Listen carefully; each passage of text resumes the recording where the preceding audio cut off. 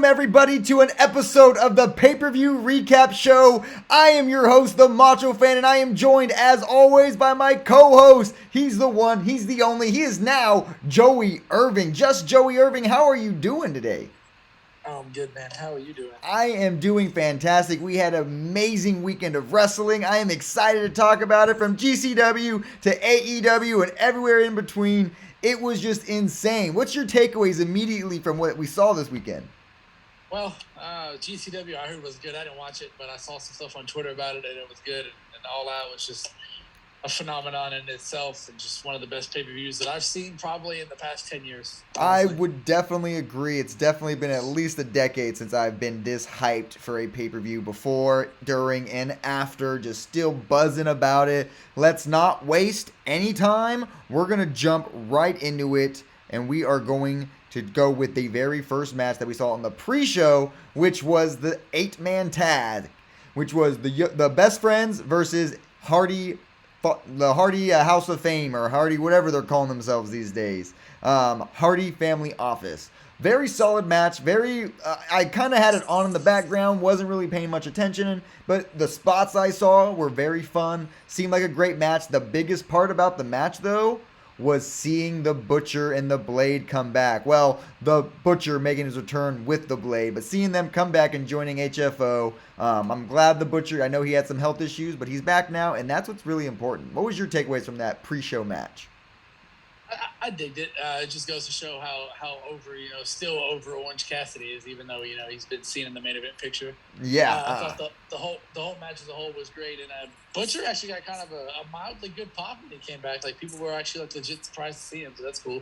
Especially because no one knew what was going on with him. Like, that was the hardest part to judge, because all we saw was just some photos online of him in hospital beds, but then he's like doing better and then doing his hobby stuff. And so everyone was keeping a close eye, and we all know one of the big reasons, we're going to get into a little spoiler here, but we're going to tease a little bit. We saw a bunch of returns is because of the way AEW holds this kind of like health situation close to the chest. And so I don't need to know what's wrong with the Butcher. I'm just glad he's back and he's okay, because there's no way they would bring him back to the ring if he wasn't medically cleared. I thought he was touring. I thought he was on tour with his band that long. That's what I thought. It could have been on tour too. I remember just seeing him in a hospital bed, and then he was giving a thumbs up and was just like, hey, it's going to be a long road.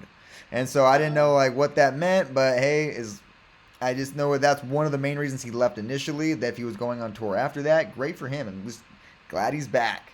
And then the show starts with the one and only, the Redeemer. And the shirt of the night, the Redeem D's Nuts by Eddie Kingston. This was a great opening to the show, I thought. Like, it was two powerhouses. Eddie Kingston, everyone was ratting on him, like saying he's not a real wrestler and stuff. I thought he did a really good match. He moved well. Miro and him, like, it reminded me of old school wrestling in a sense, where they were selling the moves. It wasn't too cartoony, but it still showed that, man, these guys have power. The suplexes were amazing, and then we get the pinfall instead of the choke out. Like, I'm glad to see that we got the Machka kick instead of like the game over, because when that game over was clinched in and he grabbed the ropes, I was already out of my seat. Yeah, I thought it just goes that this proved that Eddie Kingston can be somewhat of a technical wrestler by what he showed. Like, he can get technical with some of the wrestlers. And I'm just hoping that one day, they push, Kingston to get a TNT title run, or just a championship run in general, because I'm a big fan of Eddie Kingston. I know you are. I was about to say that. I was like, you were just telling me earlier how you want Eddie Kingston to have one of these runs. I don't believe he really needs it. He's at that stage now where I already respect him. He could go to the Hall of Fame of AEW just because of what he's done already, just on the promo scene, just helping the younger talent. But granted, yeah, I do believe he will get one of these titles soon, but I don't believe he needs it. But what we do need is to go over the Jon Moxley versus Satoshi Kojima. I don't know if I'm saying that 100% correctly, but seeing him on my timeline on Twitter ever since this match was announced was crazy, because I saw a bunch of this guy's highlights. Satoshi is an all-star in that New Japan arena. I did not even realize, don't see much of the New Japan matches out here, but seeing those matches, seeing this match, the hard style, the strong style, the back and forth, I'm loving it. I kind of need to start watching more New Japan. Their rules just confuse me a little bit, but now I'm seeing it more in AEW. It's starting to kind of like be more, what's the word? I'm getting used to it. Yeah, this had like a strong style type of like feel to it for the match, and I just thought it was it was a good match. It wasn't like a 5-star banger, but it was good. Like I enjoyed it for what it was. Yeah, Like it's very physical, and I just love the way like John Moxley's playing this. Like I'm not a good guy, I'm a bad guy. But everyone like it reminds me very much of the Stone Cold. And I'm gonna do a little spoiler here because we did talk about a little GCW earlier. Because the night before this, John Moxley goes into the Art of the War Games with G Raver as one of the hidden. Well, we'll talk about it later because we're not going to talk about it right now because Joey hasn't seen it yet. But Joey, you're getting a spoiler alert right here, but I'll show him the match later. We're going to go over right now, though, because it was amazing. Matt Cardona beats, oh, man, this Frederick the Clown, Freddie the Clown. I don't even remember the guy. Some open challenge, everyone was booing Matt Cardona, and then G Raver comes out with his druids, and this druid stays in the ring with Matt Cardona, and then we notice it is John Moxley, and John Moxley hits him with the Death Rider, pins him 1, 2, 3. Looks like we got a new GCW champion, and he is challenging Nick Gage. But before that, he's going to be challenging, because after this match, Minoru Suzuki shows up. So John Moxley is just killing it all over the place right now. He's in New Japan. He's in AEW. He's in GCW. He's the GCW champion now. I'm shocked at how cool wrestling is, and that John is living this dream. I'm sure that was a big moving point for him going to AEW. How do you feel about the John Moxley run with all these stars? I know you had you saw a good little meme earlier. Yeah, so the meme was like the AEW creative team walked up to or they were coming to Moxley. They're like, "Hey Moxley, who do you want to feud with next?" And Moxley's like, "All of Japan." Right? So, Yeah. I thought it was good. Like I'm digging what they're doing. Like obviously he couldn't do it in WWE, but like him and AEW doing all this stuff, it's like having fun again and just living his dream. It's just great to see. It is. It's fantastic, man. And we're seeing some great matches from people that we've never even heard of before. Like, well, I know Minoru Suzuki is a legend. I've seen a lot of his old school matches. And they're actually facing off on Dynamite on Wednesday. Yeah, the spoiler here, because after that match, we saw the Gotch pile driver. We haven't seen one of those in a minute. And John Moxley is now challenging Minoru, and we're going to see that on Wednesday night. And that's going to be a reason to watch Dynamite. I'm thinking they're going to break 1 million again. I know Tony Khan was saying after this that they're going to be competition for Raw. And one of the reasons for that is because of their AEW Women's Champion. Because they are treating their women's division like it should. And Britt Baker is the real deal, and it's final time that she's reigning as champion. And we saw her take on Chris Statlander in not the best matches, because Chris Statlander, I don't know what was wrong. I just felt like there was just a little off pace from Chris, but I felt like this match was a great match in a sense. B+ on my end, not something that was an A match, but it's definitely a fun one. I love the back and forth, and then we do get the Pittsburgh Sunrise, or it's the Pittsburgh Sunrise for her, right? And then it's the Pittsburgh Sunrise, yeah. Ending it with it was another lockjaw for the win. That's right. I couldn't remember if she got the lockjaw, but I'm looking here now. She did get that lockjaw in. How did you feel about this match? I just felt like it just went on a little too long. It did. I liked the match. I felt like Chris Statlander was a worthy competitor for her, but obviously she wasn't the one to take the belt from her. But I dig the match. I'd go with the B+ as well. Wasn't the best, wasn't the best match we saw, but it wasn't the worst match, Yeah, I don't think there was a worse match on this card. I couldn't name one at this point. We'll get into it. You think you have one? All right. I don't think there was a worse match. Every match served its exact purpose. But before we get into this next match, I just want to talk about how the fact that we only get these matches like these that come around once in a while. There's some matches that you watch and you're like, this match was good, this match is great. And there's other matches like, man, this match is awesome, this is the best match of all time. And we say that, and I feel like we've used that term loosely. But the cage match versus the Young Bucks and the Lucha Brothers. Dude. This might go down as one of the best tag team matches of all time. Dude, like I was at the edge of my seat, like the whole, not the whole match, but you know, when you get out of your seat, you're there pretty much the whole time. Like when the Young Bucks were like about to win, and it was like a really, really like near fall, and the Lucha Bros kicked out. I about like jumped out of my seat. Oh Dude. my Like God, dude! I 3 or 4 times, like I was like, "Oh, this God, is dude. it, this is it, this is it," and then I'm like, And "Okay, like now they're just teasing me." And then like the I'm like, promo "Oh, of the match Lucha is Brothers are when gonna win," and then here comes Matt with the shoulder tackle. I'm like, "Oh my!" yeah. When they And pulled then one out of the the cool shoe. parts of the match, I'm about to say the shoe with the thumbtacks on the bottom. That was a pretty cool little moment they did there. Like the whole match was just great, dude. Like I don't know, I was man. hearing that Penta is pushing TK to have this feud end with a hair versus mass match.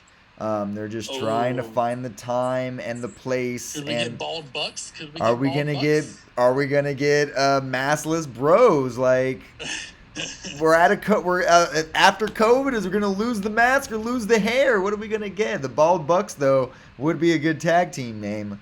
Um, The bald bucks. I would just so take. I mean, every part of this match, like I was like, okay, and everyone might call it, oh, a bunch of flippy stuff, a bunch of flippy stuff, but that's what this match is for. Like when Ray Phoenix went to the top of the cage, I was like, oh, what are we gonna see here? And then like I thought we are gonna see like a Canadian destroyer from the top of the cage, but we Oh, got the flying crossbody. Nothing too extreme. Oh man, but I that was like shoe. surprised we didn't get like a freaking top, like top of the cage, like Meltzer driver or something. Like have one of them like do the flip off the top to the Meltzer driver. I'm That'd sure be they kind of crazy. pitched it, but like there was already a lot going on in that match. And a lot of blood too. It was really bloody match towards the end. Especially because of the fact that they brought out that shoe. That when they shoved that shoe in his head for Penta's head and like pulled his mask to it, I was like, oh my goodness, oh my, I couldn't believe it. And then the Lucha Bros get the pinfall and retain, or not retain, but they get back new and again. Lucha Brothers are AEW Tag Team Champions. Penta did get to spend a little bit of that moment with his family. He was rushing to the ring, but there was probably a crowd of people cheering. They couldn't get in fast enough.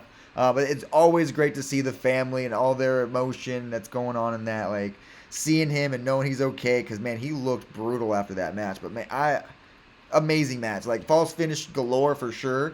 But like you did 4 of those, I literally thought it was over. Like it got me 4 times. Not only was this match of the night, but I'd go on record and probably say so far this is probably match of the year so Dude, far. Like, I'm saying this might be match of the decade. Like this might be I could see that, dude. I could see that. Like they trumped their ladder match from 2 years ago at All Out. Like, this is a 6. If I've ever seen a 6-star match, this is a 6-star match. Like they perfect use of the cage. Match is better than the Young Bucks against Hangman Adam Page and Omega because that match was good too. I mean, well, yeah, that was the other ranked matches. Their match versus Hangman and Page is like one of the number 1 ranked matches for AEW. I think this one blew that one out of the water. Like I just, oh yeah, dude, especially with the ending and the crowd, like that's what made it. Like there were so many chants that were going on. Like, oh, I'm so happy fans are back. It made it worth it. Speaking of having fans back, what made it something else worth it was the Battle Royale because we got a surprise entrance, and that was. Whoa, Destination AEW Ruby Soho. Oh man, that's gonna be a jam that we're gonna be singing probably for the next year and a half, 2 years. I forgot about Rancid, the Ruby Soho song. She started using it. I'm like, oh man, this song is a banger, and I've been playing it ever since. Or in the words of JR, you can call it Ruby Riot because he slipped up and called it Ruby Riot. Hey, the riot is over as her promos are showing, and but we got a lot of good stuff from this match. One thing I like about the Battle Royale is they're playing into storylines that they're using on Dark, they're using on Elevation, and they're using on Dynamite and Rampage, and they're building this women's roster. They were lacking the women's stuff going on. Like everyone's ripping AEW for not having the women's, booking the women's correctly, not using the women's division right. Well, they were injured. Like they keep suffering from injuries, which is not their fault. Like hey, like they don't. It's not the fact that they don't get the like people aren't wrestling as much as they did back in the day, and then there's more doctors out there that say they probably shouldn't have wrestled through stuff in the day than they do now. So we want to make sure we help their careers and then just give them time, because look at what happens when we give them a little bit of time. I could have said that if we didn't have Ruby Soho in the match, there could have been 9 other women I thought could have won that hands down. Like normally you have like an outspoken winner, and honestly I thought Ruby Soho was gonna lose. And I was like, hey, give it to Thunder Rosa. I'll take it at that point because this was just such a good use of a debut. See, I have a few like women that I noticed in the battle royal that I think are gonna have big, like, be big stars in the future. Anna Jay, Ty Conti, and Penelope Ford, just to name a few of them, are gonna be really big stars in my opinion in the future of AEW. Like, I think they'll be in the women's title picture in no time. I'm a big fan of those three. One thing I do have to point out, because I really love this spot. It happened early on in the match, but Abaddon got eliminated by the Bunny, and I couldn't believe it. I jumped out of my chair. I was so mad. The Bunny, you better be sleeping with both eyes open, because this is the feud I never knew I always wanted. Seeing the Bunny and Abaddon in the ring, I don't care where it happens. I want to see it. Like, I want to see the best of three. I want to see this in like a submission match, a cage match, and then a falls count anywhere match. Like, this is something that I think will be a great match, just because they're both their chemistries and in-ring characteristics would just flow. Like, think about Bunny and a zombie fighting. Like, their personalities exude that perfectly, and I want to see that. I want to see it. It's like a snake, mouse, and a snake. Abaddon as a part of the House of Black, if they do like a faction with Aleister Black. I did hear about that. Malachi Black wanting Butcher, the Blade, and Abaddon. What if the Bunny is taken out, slayed by Abaddon, turned into the Bunny, and then added to the House of Black. Anyways, that is some fantasy booking for another time. But from fantasy booking that we needed, we did not predict it. I could have went either way, and that was the final fight between MJF and Chris Jericho. But is it really the final fight? Yes, I think they're done. I think they move on from each other, hopefully at least. Like, this feud's been going on for a bit. I hope they finally move on from each other. Almost 2 years now, right? Well, not since the feud. I've called it since the get-go, ever since he joined them, that they were gonna. Yeah. But I was really thinking Chris Jericho was gonna lose this battle. I was setting my stone that he was going to the commentary booth. I had in like, hey, I was okay with it too. I talked myself into it. It really wasn't the greatest of matches. I would think this, if there was the lowest match on the night, I didn't say there was a bad match, but this would probably be the one I was like, hey, I would rank this, if I had to rank them in order, this would probably be the lowest one, just because of the dusty finish. I felt like was a little drawn out, and just, I don't know, Jericho, one of the reasons I thought Jericho was retiring is the way he looks in the ring. Like, I just don't want to see much more Jericho matches in a one-on-one situation. Well, there's not really much he can do anymore either. Like, he's pretty much done everything there is to do, like, wrestling wise. And that's the thing, yeah. You sometimes, like, you gotta just know when to say it, and he doesn't want to yet. But hey, as long as you can still move, right? But hey, I don't want to see it before it's too late. Any major takeaways from this match? Not really. You had the typical, Wardlow came out, and then Jake Hager came out. Just, typical stuff like that. Nothing really major. Yeah, I enjoyed the match, though. Like, it was a good, like, storytelling style match that they did. It was good. I enjoyed it. Yeah, I mean, they're telling the story great. If this is the end of all that, I don't see it. I think Jericho has to be retired by MJF at this point. I believe that's in talks. I believe they're working towards that. Because they never actually said a retirement match. And so, no, they just said he has to quit wrestling or whatever. Yeah, and so I feel like this is going to be one more. But, okay, let's get into it. The match most people have been waiting 7 years for. CM Punk versus Darby Allin. The best in the world versus the best right now. Or some would say is the best right now. This was a match did not let down. Did not have a letdown. I thought CM Punk they played technicalities great. I felt like it was like literally watching like a young Jeff Hardy versus like I couldn't like a CM Punk, like a younger or an older CM Punk. That's the cool thing about seeing CM Punk in the ring is like he doesn't look any different. He just looks matured. Yeah, for sure. Yeah, I really enjoyed the match. CM Punk it looked like he didn't miss a beat. He looked a little winded and gassed out there, but you're going to get that from time to time. Yeah. But like in his first match back in 7 years, he looked pretty solid to me in the ring. And I'm excited to see who else he faces down the line. It's going to be fun. He did drop some names in the media call. I do know he wants to go up. Wants to go up against most of the roster. He was just kept talking up how great the roster is and how he wants to work with Darby Allin and Sting and probably tag with those guys later on. Tag with a person that we're probably going to be name dropping a little bit later to go up against the Young Bucks. I mean, there's a lot of opportunity, and CM Punk being there, there's just so much there. There's just so much that he could work with and just offer to all this talent. And there's also, just there's a new hashtag that we started in the Discord called #PunkPants, because he's wearing pants instead of tights. Oh yeah, he's got the punk pants on. The punk all pants, right, yeah. so we got to get all our punk pants on for the matches now. Yeah. There was a lot of great moments in this match too, where when CM Punk was teasing to go to sleep, his crowd work is great, and he's teasing to go to sleep, and then Darby Allin starts playing into that for the coffin drop, and he sits up. Oh man, that's gonna be a gif. That's gonna be a gif. Like if it's not already, make one. CM Punk channeled his inner Undertaker on that one. He did. And the one cool thing about this is we saw the handshakes at the end. Like so, there's there's no heel. This was a good babyface versus babyface. CM Punk wanted to come back. CM Punk was looking at Darby. I thought for a second we were gonna get a Sting low blow and have them turn heel, but it didn't happen. I'm glad it didn't. No, yeah, I think. Well, CM Punk was saying afterwards the reason it took so long, he wanted to soak in the moment. I was just soaking it all in because it means a lot, and I told him that I was like, this means a lot to me, and then he was like, it means a lot to me. He was, but you're Sting, but yeah, right. But everyone is still in awe of each other, and that's what makes wrestling cool again. Speaking of cool again. Tall Paul is back, and he's hitting choke slams all over the place, except he has to take it to a knee for this one, and he does defeat QT Marshall with a choke slam in about 3 minutes, maybe 5 minutes. I have a feeling 2-star match.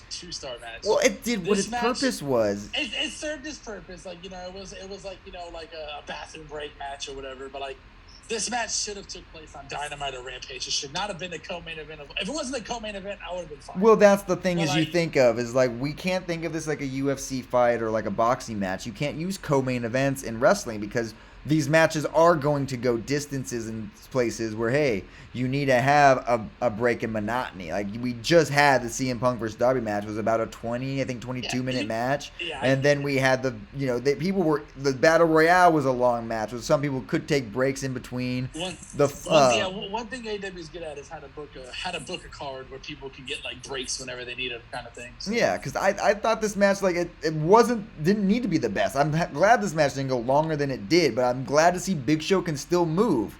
I just don't like how they're not pushing QT Marshall. He's talented. They should have at least had. I don't think he's buried at all. I think if anything, he's just the ultimate. He's just that heel guy. He's just gonna build a bigger faction. I think that's what he needs. Just a bigger faction. I do like Nick Camarado though. Nick Camarado. I can't believe WWE let him go. No way. That seems like a Vince McMahon guy. But yeah. But anyways, going into it, this is not the co-main event though, because we have the real main event, which the real main event ended up being the co-main event if you really think about it. But we did have Kenny Omega and Christian Cage and an amazing match. I give it a great. I don't even know how many stars. 4.5 stars. I thought it was fantastic. So many close finishes all over the place. The ending. For searching for the one-winged angel was just amazing. The way that they would just almost get it there and just pull it off. I thought it was fantastic, and the way they were just hitting. Yeah, what's the one I was looking for over here? I was trying to look for a GIF. I don't have it. I can't pull it up. But there was a funny GIF that happened during the moment with.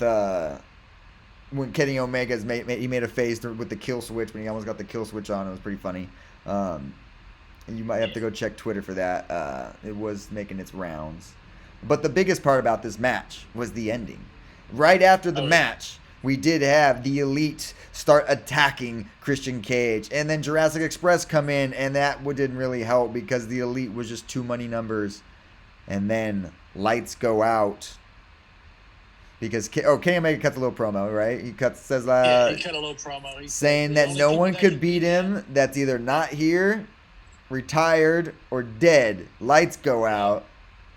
Here comes the boom, baby. Adam Cole, baby. Baby. Oh man, I couldn't believe it. I jumped up and down. I was going excited. I thought it was over at that point. I was basically done. Like, oh, It's this not. is it. This is It it. wasn't over there. It wasn't over there. It wasn't over there because Adam Cole, we think he's going to turn on Kenny Omega. Kenny Omega killed him. He killed him on BTE. Poisoned him. Poisoned him. Poisoned him on BTE. Didn't assumed to be dead. And then he turns on Jurassic Express. Super kicks Jungle Boy in the head. And then, ooh, the hugs, the two sweets, the love starts flying. Actually, well, not two sweets, the two kisses. The two kisses start flying in. Did you catch the promo he said? He said there's no chance in hell that anybody can stop the Elite. There is no chance in hell. I wonder who is that a direct shot at? Probably Triple H. Oh, is that the Paul Lurvert guy? Paul, that guy. Yeah, I heard he got fired from NXT. But speaking of, we thought that was it. I thought it was goodbye and good night. Bid adieu? No. What happened?